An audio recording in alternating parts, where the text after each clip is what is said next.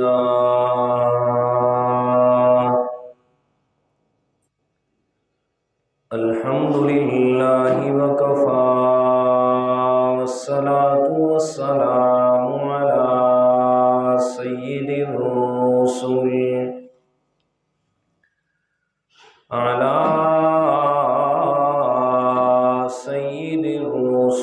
وخاتم الأنبياء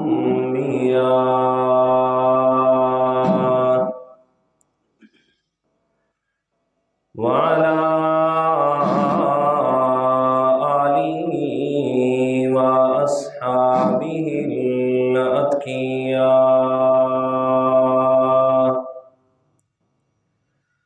أما بعد فأعوذ بالله من الشيطان الرجيم. بسم الله الرحمن الرحيم.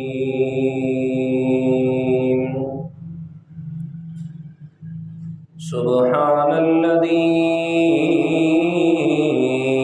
أسرى بعبده ليلا من المسجد الحرام إلى المسجد الأقصى الذي باركنا حوله لنريه من آياتنا إنه هو السميع البصير.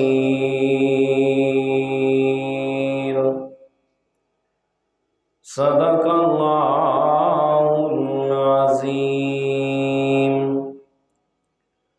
اللهم صل على محمد وعلى آل محمد كما صليت على إبراهيم وعلى آل إبراهيم إنك حميد مجيد.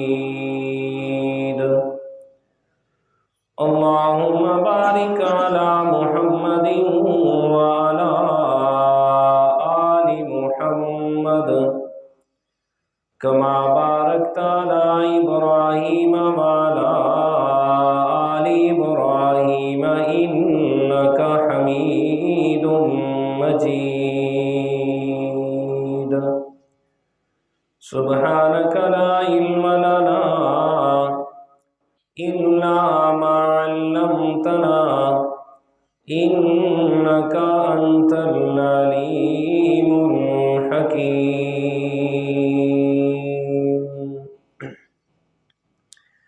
بسم اللہ الرحمن الرحیم.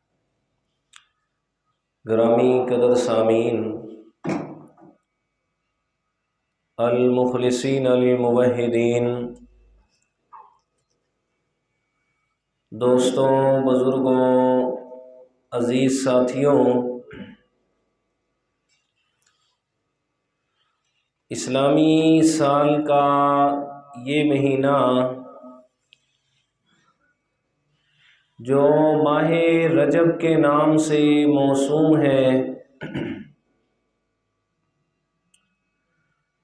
ایک مشہور قول کے مطابق ماہ رجب کی 27 تاریخ کو اللہ تعالیٰ نے اپنے پیارے پیغمبر جناب محمد الرسول اللہ صلی اللہ علیہ وسلم کو معراج جیسا عظیم معجزہ عطا فرمایا.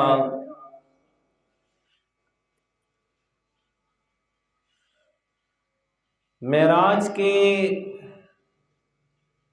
وقوع کے بارے میں کہ کس مہینے میں ہوا، مختلف اقوال ہیں. کسی مورخ نے لکھا ماہ رمضان المبارک میں ہوا،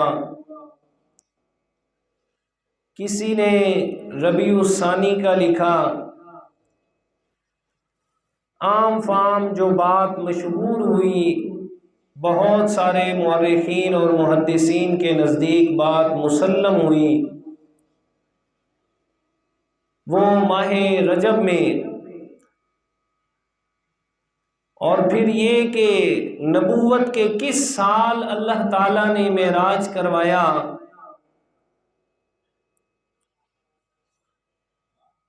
مورخین میں ایک بہت بڑا نام ہے طبری، انہوں نے لکھا کہ نبوت کے پہلے سال ہی اللہ تعالیٰ نے معراج کروایا۔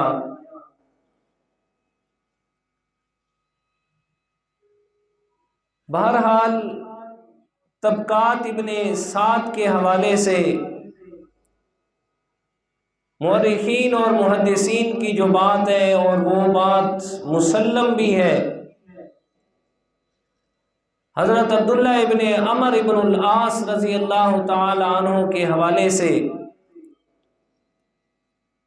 کہ واقعہ معراج وہ نبوت کے 12ویں سال میں پیش آیا، 12 نبوی کو،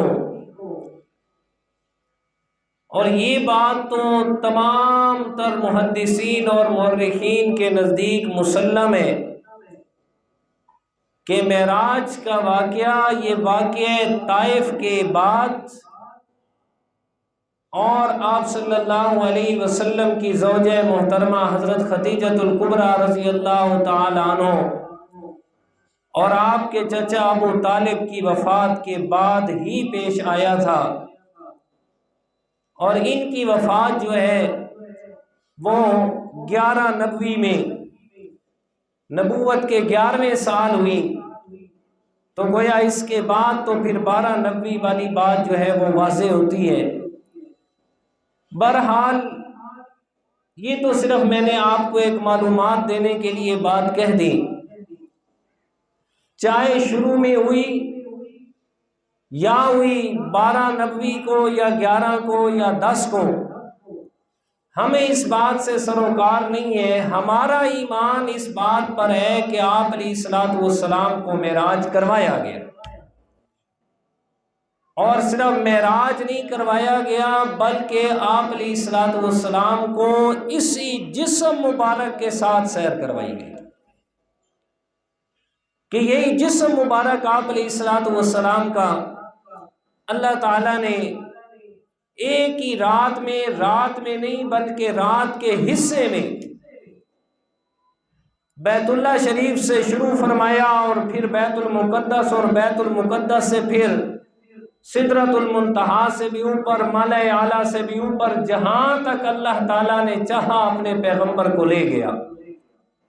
ان تمام باتوں پر یقین رکھنا اور ایمان رکھنا، یہ ایمان کا بنیادی جز اور حصہ ہے۔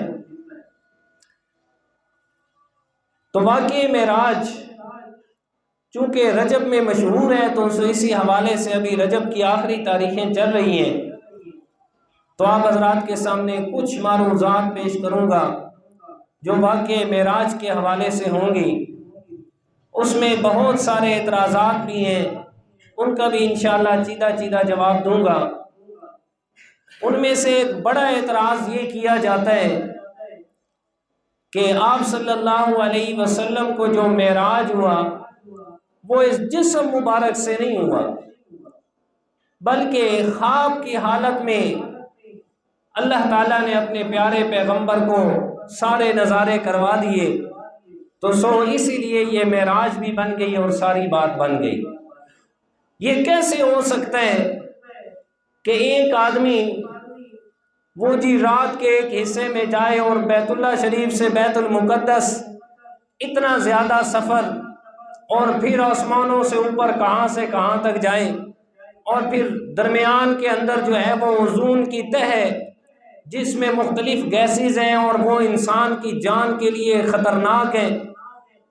اوزون کی تہ کیسے کراس کی ہوگی، زمہریر کو کیسے کراس کیا ہوگا، جہاں آگ ہی آگ ہے کہ انسان جل کے راکھ ہو جاتا ہے، تو یہ کیسے ممکن ہے؟ یہ عقل نہیں مانتا، لہٰذا انہوں نے معراج کے سرے سے انکار کر دیا۔ تو اللہ تعالیٰ نے قرآن مجید کے اندر مختلف جگہ پر اس کا جواب دیا۔ قرآن مجید کی آیت دیکھیے اور اس کے پس منظر میں چند باتیں۔ فرمایا اعوذ باللہ من الشیطان الرجیم بسم اللہ الرحمن الرحیم سبحان الذی اسری بعبدہ لیلا من المسجد الحرام إلى المسجد الأقصى الذي باركنا حوله لنريه من آياتنا إنه هو السميع البصير۔ سورہ بنی اسرائیل اور 15واں پارہ اور آیت کا نمبر 1۔ خالق کائنات نے بڑے پیارے انداز میں اپنے پیارے پیغمبر کے واقعے معراج کو دلائل سے واضح فرمایا۔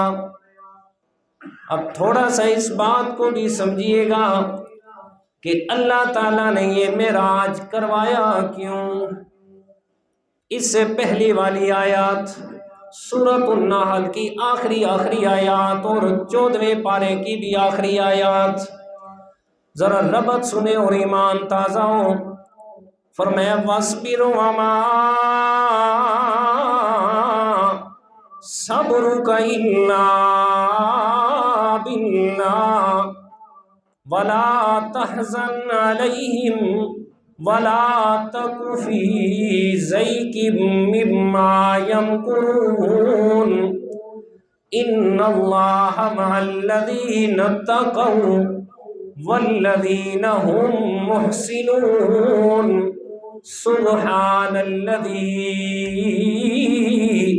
أَسْرَى بِعَبْدِهِ۔ سورۃ النحل کی آخری آیات میں فرمایا میرے پیارے مدنی کریم امام الانبیاء جناب محمد الرسول اللہ صلی اللہ علیہ وسلم، وَاصْبِرْ آپ صبر کیجئے، وَمَا صَبْرُكَ إِلَّا بِاللَّهِ اور صبر بھی آپ خود نہیں کر سکتے جب تک اللہ تعالیٰ کی توفیق شامل حال نہ ہو جائے۔ حکم بھی فرمایا وَاصْبِرْ صبر کیجئے میرے پیارے، وَلَا تَحْزَنْ عَلَيْهِمْ اور جتنے بھی بکواسات دشمنان اسلام کی طرف سے آ رہے ہیں ان کی باتوں پہ غم نہ کیجئے، وَلَا تَكُ فِي ضَيْقٍ مِّمَّا يَمْكُرُونَ اور ان کی طرف سے جتنے مکر و فریب ہو رہے ہیں میرے پیارے، وَلَا تَكُ فِي ضَيْقٍ اپنے دل کے اندر تنگی محسوس نہ کیجئے۔ اب یہ حکم فرمایا وَاصْبِرْ وَمَا صَبْرُكَ إِلَّا بِاللَّهِ صبر کیجئے میرے پیارے پیغمبر۔ اب کن حالات میں حکم ہو رہا ہے صبر کا، ذرا میرے پیارے پیغمبر کے 12 سال گزرے ہوئے نبوت ملنے کے بعد پہ ذرا اپنا ذہن دوڑائیے گا۔ پہلا دن میرے پیارے مدنی کریم صلی اللہ علیہ وسلم کا، آپ میرے پیارے پیغمبر کوہ صفا پہ تشریف لے آئے، آ کے میرے پیارے نے سب کو بلایا، اپنے ہاتھ میں اپنی چادر مبارک کو لے کے لہرایا، سب نے دیکھا، آ گئے کوہ صفا کے دامن میں۔ سنائے صادق اور امین کیا کہنا چاہتے ہیں ہمیں۔ میرے پیارے پیغمبر نے فرمایا اگر میں آپ کو کہوں اس پہاڑی کے پار ایک بڑا لشکر آ رہا ہے، تمہارے اوپر حملہ کرنے والا ہے، تمہیں ختم کر دے گا، بتاؤ میری بات مانو گے کہ نہیں مانو گے؟ کتنے بڑے بڑے عقل مند بڑے سیانے میرے پیارے پیغمبر کے ساتھ صفا پہ چڑھتے ہیں، دیکھتے ہیں دور تک، کہتے ہیں محمد ابن عبداللہ صلی اللہ علیہ وسلم لشکر تو دور کی بات ہے، لشکر تو دور ہے، فرمایا ہمیں تو لشکر کے آنے کی دھول بھی نظر نہیں آ رہی، لیکن ہم یہ کہتے ہیں ہماری آنکھوں کو دھوکا ہو سکتا ہے، آپ کی زبان سے کبھی جھوٹ نہیں نکل سکتا۔ دوسری بات، میرے پیارے پیغمبر پہلا دن ہے نبوت کے اعلان کا۔ دوسرا، میرے پیارے پیغمبر نے جملہ ارشاد فرمایا بتاؤ نا، حل وجدتمونی صادقا او کاذبا، بتاؤ 40 سال زندگی میں آپ نے گزار چکا، 40 سال میری زندگی کی بہاریں آپ کے سامنے ہیں، بتاؤ مجھے کیسے پایا آپ نے، سچا پایا یا اس کے برعکس پایا؟ فرمایا سب نے یک زبان ہو کے جواب دیا، جربنا کا مرارا ما وجدنا الا صدقا وعدلا، اللہ کی قسم ہم نے 1 دفعہ نہیں، 2 دفعہ نہیں، 3 دفعہ نہیں، سینکڑوں مرتبہ آپ کا تجربہ کیا، آپ سے بڑا صادق اور امین ہمیں دنیا میں نہیں ملا۔ آپ صلی اللہ علیہ وسلم پہلا دن میرے پیارے پیغمبر کا نبوت کے اعلان کا، نہ آپ نے معجزہ دکھایا، نہ آپ نے یہ کہا یہ چاند کو 2 ٹکڑے کر کے دکھا رہا ہوں، نہ یہ فرمایا کہ یہ قرآن ہے، یہ قرآن میرا معجزہ ہے، اس قرآن کے مقابل لے آؤ۔ فرمایا کچھ بھی معجزہ نہیں، کوئی بھی میرے پیارے پیغمبر نے اپنی علمی شخصیات کے حوالے سے اپنے نوادرات بیان نہیں فرمائے، بلکہ آپ علیہ الصلوۃ والسلام نے اپنی نبوت کی سچائی کے لیے پیش فرمایا تو اپنی گزرے ہوئے زندگی کے ایام کو پیش کیا۔ فرمایا مکہ والوں 40 سال گزار چکا ہوں، جو آدمی دنیا کے معاملات میں 40 سال تک آپ کے سامنے نہ تو کبھی جھوٹ بولا اس نے، نہ تو کسی کے ساتھ خیانت کی ہے، فرمایا جو 40 سال اتنی امانت دیانت سے گزار کے آ گیا، فرمایا آج بھی تمہارے سامنے جھوٹ بولنے والا نہیں ہے، یہ میرے پیارے پیغمبر کا کمال ہے۔ اب دوسری بات سنیے گا، جب اعتماد میں لے لیا میرے پیارے پیغمبر نے تو اعلان فرمایا یا ایھا الناس انی رسول اللہ الیکم جمیعا، اور میرا پیغام کیا ہے؟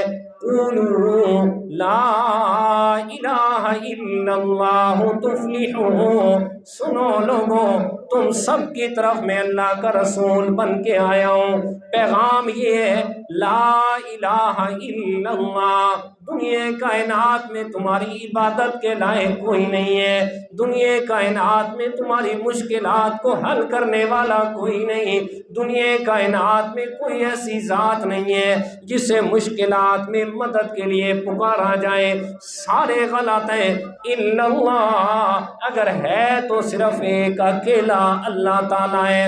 اب یہ میرے پیارے پیغمبر کا پیغام شروع ہوا، وہی جو صادق اور امین کہنے والے تھے انہی میں سے کتنے اٹھے، میرے پیارے پیغمبر کا چچا ابو لہب آ کے کہتے تبا لک یا محمد، الیاذ باللہ، اے محمد صلی اللہ علیہ وسلم، جس انگلی سے تو نے اشارہ فرمایا کہ ایک اللہ تعالیٰ ہے، اللہ کرے یہ تیری انگلی ٹوٹ جائے، استغفر اللہ، فرمایا یہ انگلی تیری ختم ہو جائے جس سے تو نے اشارہ فرمایا ہے۔ اور میرے پیارے پیغمبر کا انداز تخاطب بھی سنیے گا، انداز تکلم بھی سنیے گا، آپ صلی اللہ علیہ وسلم جب بھی خطبہ ارشاد فرماتے ہمیشہ شہادت والی انگلی ایسے آسمان کی طرف فرماتے، اور لوگوں جس ذات نے میں اکیلے پیغمبر کو آخری پیغمبر بنایا میرے جیسا اور کوئی نہیں ہے، تو سن لو اس ایک اللہ جیسا بھی کوئی نہیں ہے۔ اللہ اکبر، ذرا تصور تو کرو میرا دوست، میرے پیارے پیغمبر کی انگلی مبارک کیسے پیارے انداز میں میرے پیغمبر اٹھاتے ہوں گے، اور پھر اس انداز کو اللہ تعالیٰ بھی دیکھتے ہوں گے، اسی لیے تو 25ویں پارے میں اللہ تعالیٰ نے فرمایا وکیلی یا رب، میرے پیارے پیغمبر آپ کی زبان سے الفاظ نکالنے کی میں اللہ کو قسم ہے۔ کیسا انداز ہوتا ہوگا جب اللہ تعالیٰ اپنے پیغمبر کے کہنے کی قسم اٹھا رہے ہوں گے۔ کتنے بد نصیب لوگ جنہوں نے میرے پیارے پیغمبر کو دیکھا بھی صحیح، معجزات بھی دیکھے، میرے پیارے پیغمبر کی زبان مقدس سے اللہ کا پیغام بھی سنا، لیکن مانا نہیں ہے، الٹا میرے پیغمبر کے دشمن ہو گئے۔ ان کی بد نصیبی پہ آسمان بھی روتا ہوگا۔ اور کتنے بد نصیب ہو، ذرا سوچو میرے دوستو، آج آپ اور میں کتنی اس بات کی تڑپ رکھتے ہیں، کاش کہ اللہ تعالی ہمیں اپنا گھر دکھا دے، کاش کہ اللہ تعالی ہمیں اپنے پیغمبر کے روضے کی زیارت نصیب فرمائے۔ اور وہ لوگ بھی تھے جنہوں نے دیکھ کے بھی نہیں مانا، کتنے بد نصیب، دیکھ کے بھی انکار کر دیا۔ ابو لہب کہتے ہیں اللہ کرے تیری یہ ہاتھ کی انگلی ختم ہو جائے۔ اللہ تعالیٰ فرماتے ہیں میرے پیغمبر، میرا پیغام آپ نے سنایا، آپ نے میرا نام لیا، آپ کی انگلی کے لیے بد دعائیں ہوئی، میرے سونے پیغمبر آپ نے جواب نہیں دینا، جواب میں اللہ تعالیٰ خود نازل کرتا ہوں۔ اللہ تعالیٰ نے قرآن مجید کی پوری صورت نازل فرما دی، فرمائے تبت یدا ابی لہب وتب ما اغنا عنہ مالہ وما کسب سیصلی نارا ذات لہب وامرأتہ حمالۃ الحطب فی جیدہا حبل من مسد۔ فرمایا ابو لہب نے آپ کی ایک انگلی کا نام لیا، میں اللہ تعالیٰ کہتا ہوں تبت یدا، اس کی ایک انگلی نہیں، اس کے دونوں ہاتھ برباد ہو جائیں، اس کے دونوں ہاتھ ذلیل ہو جائیں۔ ہوتا کون ہے جو میرے پیغمبر کی ایک انگلی کا نام لیتا ہے؟ فرمایا یہ پہلی تکلیف پہنچی میرے پیغمبر کو، اور وہ بھی اپنوں کی طرف سے، کسی غیر کی طرف سے نہیں۔ کسی نے میرے پیغمبر کو کاہن جادوگر کہا، کسی نے میرے پیارے پیغمبر کو شاعر اور ساحر کہا، کسی نے مجنون کہا، کسی نے پتھر مارے اور کیا سے کیا کیا۔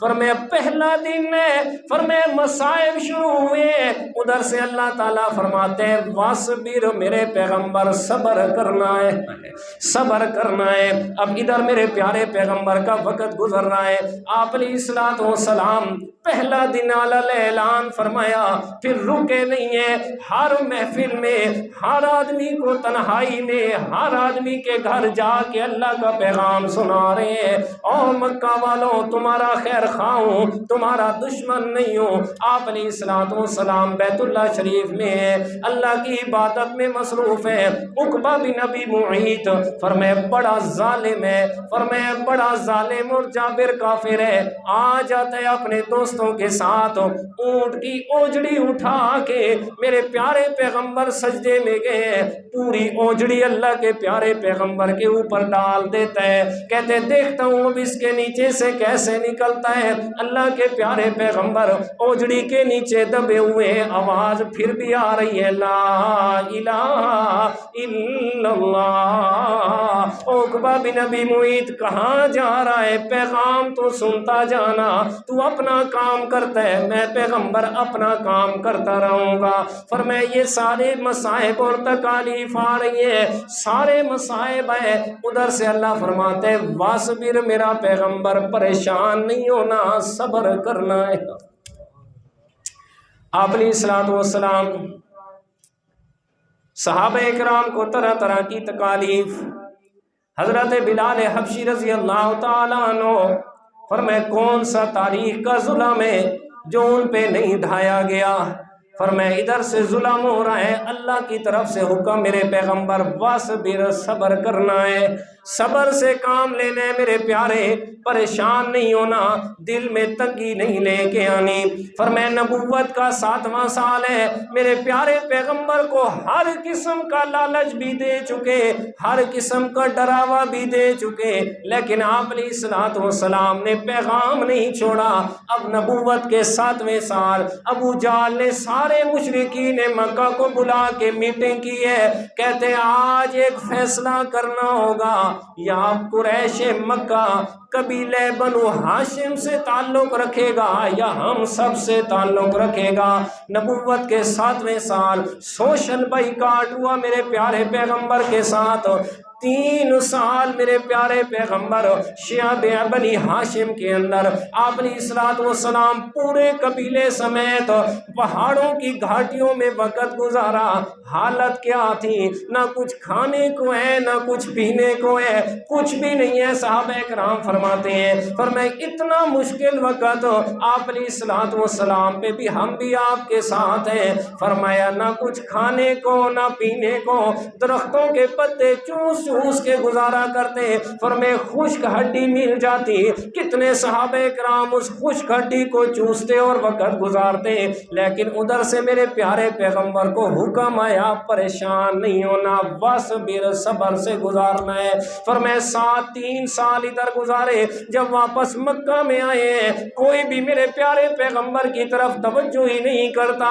آپ ایک ایک کو بلاتے ہیں یار آ جاؤ بات تو سنو، کوئی بھی نہیں مانتا۔ آپ علیہ الصلوۃ والسلام نے فرمایا چلو یار طائف کی طرف سفر کرتے ہیں، وہاں جاتے ہیں ان لوگوں کو اللہ کا پیغام سنا کے آتے ہیں۔ آپ علیہ الصلوۃ والسلام نے اپنے خادم کو ساتھ لیا اور طائف کی طرف سفر فرمایا۔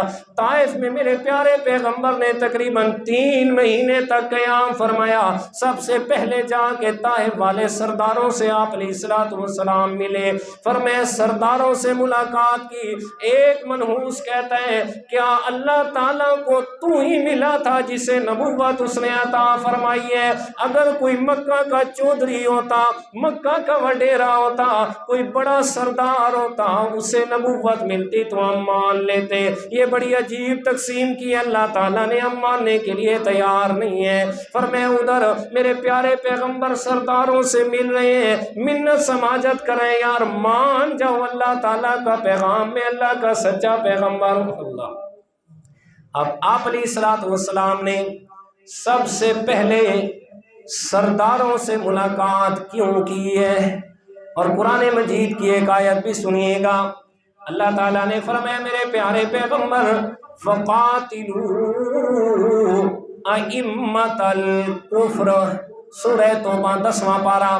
فرمایا میرے پیارے پیغمبر آپ نے جہاد کرنا ہے، قتال کرنا ہے، لیکن چھوٹے لوگوں سے نہیں شروع کرنا۔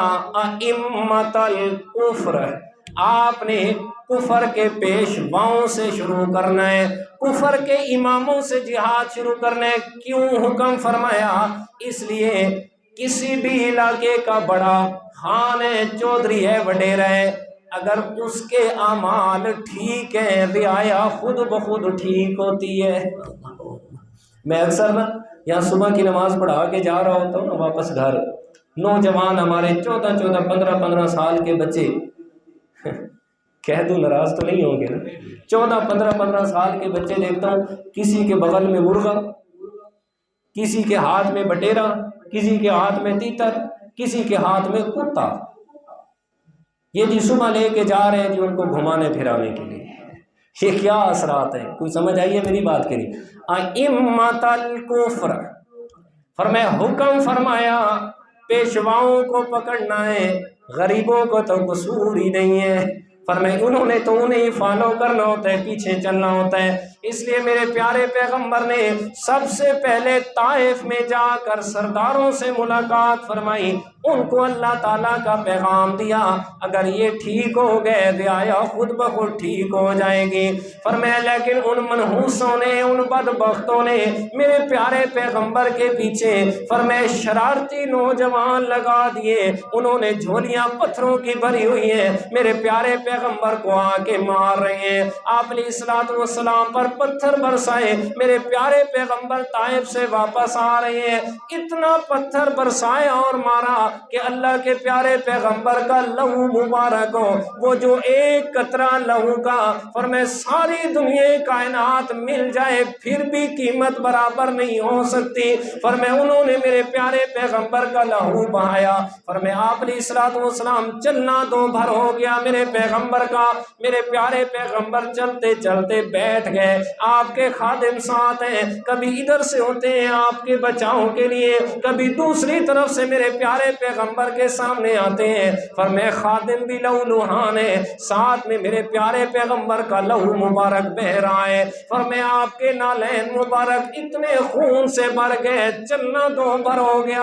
आप अलैहिस्सलाम बैठे हैं। फरमाया सामने एक कुरैश मक्का ताइफ के एक सरदार का सामने बाग है, उसने देखा ना जनाब के फला आदमी मुसाफिर है, जुल्म हो रहा है। उसने अंगूरों की एक प्लेट ली और अपने खादिम को भेजा और जाके कहा, जाके इसे कहना तू हमारा कुरैशी सरदार है, तुम्हें हमारे खानदान का वास्ता है, हमारी ये तोहफा भेजा हुआ ये वापस ना करना, इस तोहफे को कबूल कर ले। फरमाया वो खादिम गया, जाकर मेरे प्यारे पैगंबर को वो हदिया पेश फरमाया। अल्लाह के प्यारे पैगंबर ने वो हदिया कबूल किया। पूछा कहाँ का रहने वाला है? उसने बताया मैं नैनवा बस्ती का रहने वाला हूँ। मेरे प्यारे पैगंबर ने फरमाया अच्छा वो नैनवा बस्ती कि जिसमें अल्लाह ताला ने मेरे भाई यूनुस अलैहिस्सलाम को मबूस फरमाया था, वो सुना ने उसने ये बात। कहते हैं वहाँ अल्लाह का पैगंबर यूनुस अलैहिस्सलाम ही आए थे।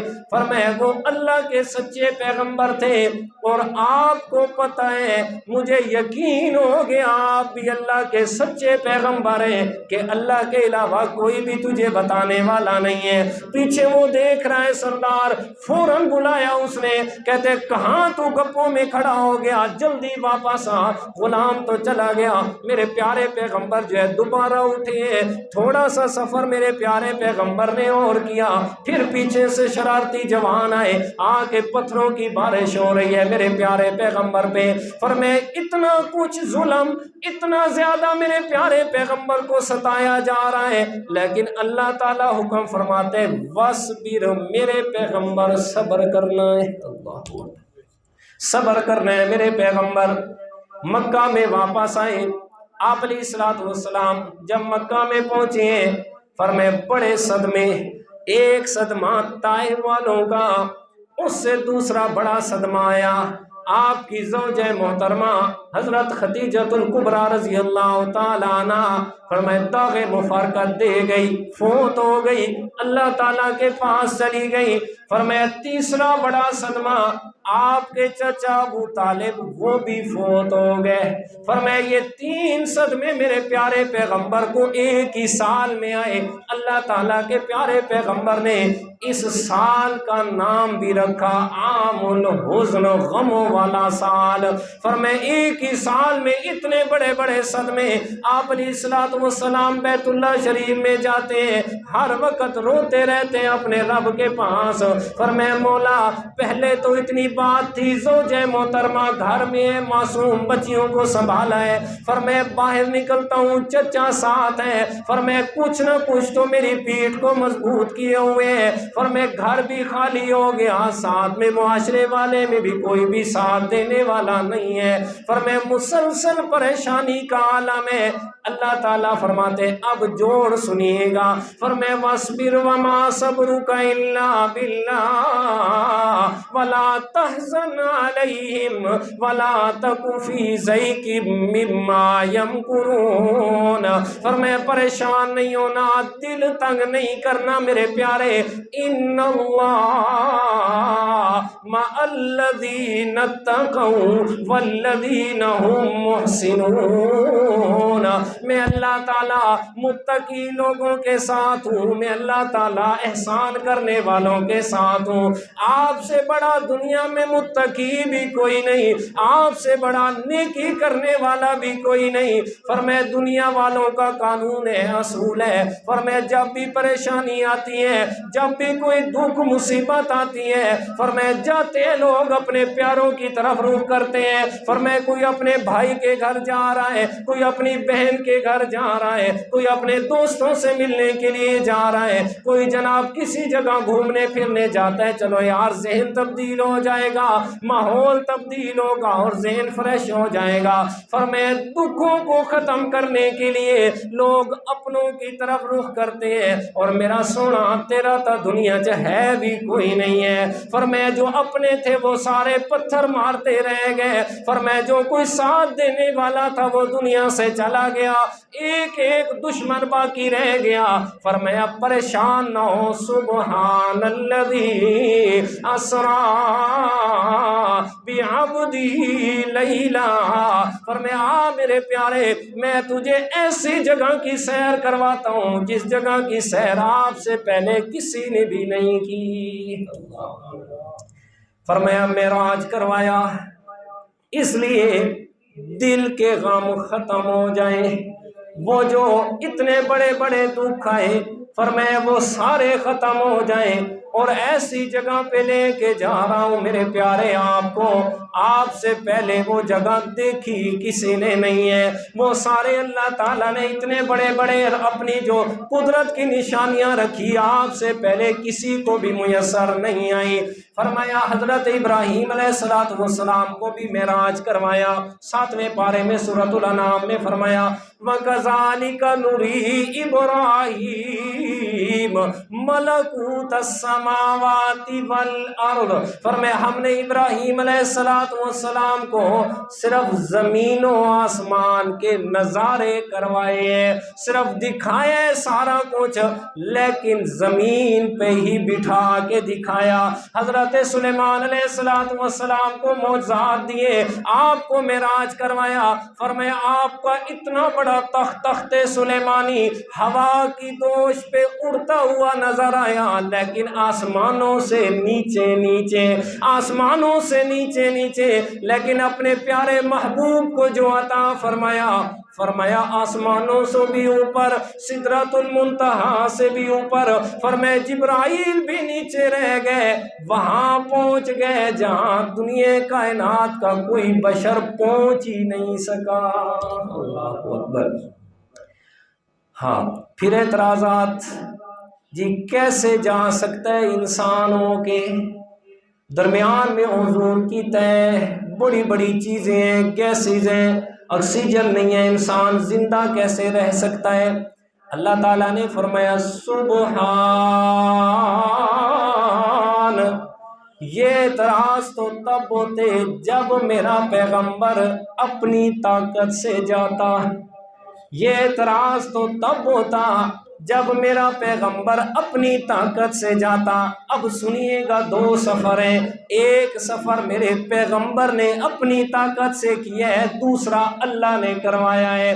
فرمایا سفر ہجرت ہے، اللہ تعالیٰ نے فرمایا میرے پیغمبر ہجرت فرمانے مکہ سے مدینہ کی طرف، اب میرے پیارے پیغمبر یہ اپنی طاقت سے کر رہے ہیں، یہاں سے مکہ سے نکلے ہیں، غار ثور میں وقت گزارا، غار ثور سے نکلے ہیں مدینہ شریف تک تقریباً 12 یا 14 دن، تقریباً 500 کلومیٹر کا سفر کیا، 12-14 دن لگ گئے۔ یہ میرے پیغمبر کی بات ہے، یہ اپنی طاقت سے جا رہا ہے، اور فرمایا جو میں اللہ نے اپنی طاقت سے سفر کروایا، فرمایا کتنا بڑا سفر ہے، بیت اللہ شریف سے بیت المقدس، پھر بیت المقدس سے پہلا، دوسرا، تیسرا، چوتھا، پانچواں، چھٹا، ساتواں آسمان، پھر اس سے آگے سدرۃ المنتہا، اس سے اوپر شریف الاقلام، اس سے اوپر اللہ تعالیٰ کا عرش، فرمایا اتنا میں اللہ اوپر لے گیا، یہاں 14 دن لگ گئے، لیکن جو میں نے کروایا لیلن، رات پوری نہیں، رات کا ایک حصہ لگا ہے۔ تو یہ فرمایا اعتراض تو تب ہوتا جب میرے پیغمبر خود جاتے، اپنی طاقت سے لے کے جانے والا سبحان، جو ہر قسم کی نقائص سے پاک ہے، جو ہر قسم کی کمزوریوں سے پاک ہے۔ اور لوگوں سنو، سبحان، لفظ سبحان قرآن میں کہاں استعمال ہوتا ہے؟ ایک اشارہ کرنے لگا ہوں، فرمایا لفظ سبحان اس جگہ پہ قرآن میں استعمال ہوتا ہے جہاں انسان کی طاقت ختم ہوتی ہے اور رب کی طاقت شروع ہوتی ہے۔ اللہ اکبر۔ یہ تفسیر کی بات ہے، اگر سمجھ آ جائے تو بڑا لطف آئے گا آپ کو۔ مثلا اللہ اکبر، نماز کو شروع کر رہے، آگے کیا کہا؟ سبحانہ، مولا میری طاقت نہیں ہے، تیرے سامنے آگے عاجز ہو کے۔ حضرت یونس علیہ السلام کی دعا ذرا پڑھیے گا، لا الہ الا انت، زور سے پڑھے لا الہ الا انت، آگے سبحانکا سبحانکا، مولا مچھلی کے پیٹ میں پہنچ گیا، سبحانکا، یہاں سے نکلنے کی میں یونس کی طاقت نہیں ہے، سبحانکا، میری طاقت ختم ہو گئی، تیری طاقتیں تو ختم ہونے والی نہیں ہے، تو ہی مجھے بچا سکتا ہے۔ اللہ تعالیٰ فرماتے ہیں مجھے پکارانا، فرمائے وَنَجَّيْنَاهُ مِنَ الْغَمِّ، ہم نے انہیں نجات دے دی ہر قسم کے غم سے۔ تو یہاں بھی فرمایا سبحان، میرے پیغمبر کی طاقت نہیں ہے او لوگو، فرمایا خود بخود آسمانوں پہ آ جائے، فرمایا یہ میں اللہ کی طاقت شروع ہوئی، اسے جسم کے ساتھ رات کے ایک حصے میں اپنے پیغمبر کو بلا لیا۔ تو سبحان الذی اسری بعبدہ، سبحان الذی اسری بعبدہ، ہم نے سیر بھی کروائی تو اپنے بندے کو کروائی، جی بندے کو سیر کروائی ہے، لیلاً، رات کے ایک حصے میں، رات کے ایک حصے میں۔ یہاں تک بات کو روکتے ہیں، انشاءاللہ اس سے آگے میں اگلے جمعے پہ شروع کروں گا، ایک صرف بات سن لیں پھر بات کو ختم کرتے ہیں۔ یہاں جو فرمایا نا لیلاً، حضرت سید عطا اللہ شاہ صاحب بخاری امیر شریعت، سب بولو رحمت اللہ تعالیٰ علیہ، وہ بیان کر رہے تھے، عام لوگ تھے، سننے والے مجمع تھا، تو انہوں نے فرمایا نا کہ رات کے ایک حصے میں اللہ تعالیٰ نے سیر کروائی اپنے پیغمبر کو، اتنا بڑا سفر کر کے میرا پیغمبر آ گیا اور رات نہیں گزری۔ اور مشہور روایت ہے، جیسے آپ سنتے ہیں، آپ علیہ السلام جب واپس آئے نا، وہ جو وضو کر رہے تھے، وضو والا پانی چل رہا تھا، وہ جو کنڈی کھول کے گئے تھے نا، تو کنڈی آپ وسلم جیسے وہ کھولی تھی ہل رہی تھی نا، ویسے اسی طرح اس وقت تک ہل رہی تھی۔ پر میں حضرت شاہ صاحب نے یہ بیان کیا، کہتے جی آپ وسلم رات کے ایک حصے میں آ گئے اس طرح، اور پوچھا لوگوں سے اور کچھ سمجھ آئیے؟ جی انہوں نے کہا کچھ بھی سمجھ نہیں آئی جی ہمیں، تو یہ کیسے ہو سکتا ہے جی، کچھ سمجھ نہیں آئی۔ پھر حضرت شاہ صاحب نے سمجھایا انہیں، فرمایا مثلاً اسلام آباد میں کسی صدر وزیر اعظم نے آنا ہو، اس کا دورہ ہو، 2-3 دن پہلے جو ہے وہاں پہ پابندیاں لگنا شروع ہو جاتی ہیں، آہستہ آہستہ روڈ بند ہونا شروع ہو جاتے ہیں کہ جی یہاں سے گاڑیاں نہیں گزرے گی، یہاں صدر صاحب کی گاڑی نے گزرنا ہے۔ این وہ وقت جب آتا ہے نا کہ جس وقت اس نے گزرنا ہوتا ہے، تو اس وقت گاڑیاں بھی بند، رکشے بھی بند، پیدل چلنے والے بھی بند، کہ ادھر سے کوئی بھی گزر نہیں سکتا، اور جس وقت وہ گزر جاتا ہے اس کے بعد پھر نظام اسی طرح چل پڑتا ہے۔ حضرت شاہ صاحب نے فرمایا جس وقت اللہ تعالیٰ نے اپنے پیارے پیغمبر کو اپنے پاس بلایا، ساری کائنات کا نظام جام کر دیا، اور میرے پیارے پیغمبر کو بلا کے ملاقات فرمائی، جب واپس آئے دوبارہ سے نظام چلا دیا، پانی چلنے لگا، کنڈی ہلنے لگی۔ پھر پوچھا اور کچھ سمجھ بھی آئی ہے کہ نہیں؟ آگے سارے بالکل بیٹھے تھے جٹ برا، وہ کہتے ہیں جی شاہ صاحب کچھ سمجھ نہیں آئی۔ شاہ صاحب نے کہا ہم تمہاری لہج پہ سمجھا دیتے ہیں، مسجد ہے۔ شاہ صاحب نے فرمایا جی ہم آپ کی لہج پہ سمجھا دیتے ہیں، جی سمجھاؤ۔ شاہ صاحب نے فرمایا آپ توجہ کرو، کہتے آپ سنتے رہتے ہیں نا کہ تیرے لوگ دا پیا لشکارا تے حالیاں نے حل چھڑ دیتے، کہتے اب سمجھ آئی؟ کہتے ڈاڈی سمجھ آئی۔ تو کیا سمجھ آئی میرے دوست؟ کہ اللہ نے اپنے پیغمبر کو بلایا، ساری کائنات کا نظام جام کر دیا، رک جائے سارا نظام، چاند جدھر تھا ادھر رک گیا، رات جتنی گزری تھی رک گئی، جی دن جتنا اس کے علاوہ جو کام جتنے ہوئے تھے رک گئے اسی جگہ۔ جب میرے پیغمبر واپس آئے کائنات کا نظام دوبارہ چلا دیا، جیسے چلایا جو کام جہاں رکا تھا اسی سے آگے شروع ہو گیا۔ اللہ اکبر۔ انشاءاللہ اس سے آگے اگلے جمعے پہ کچھ باتیں رہ گئی، دعا فرمائے اللہ تعالیٰ عمل کی توفیق عطا فرمائے۔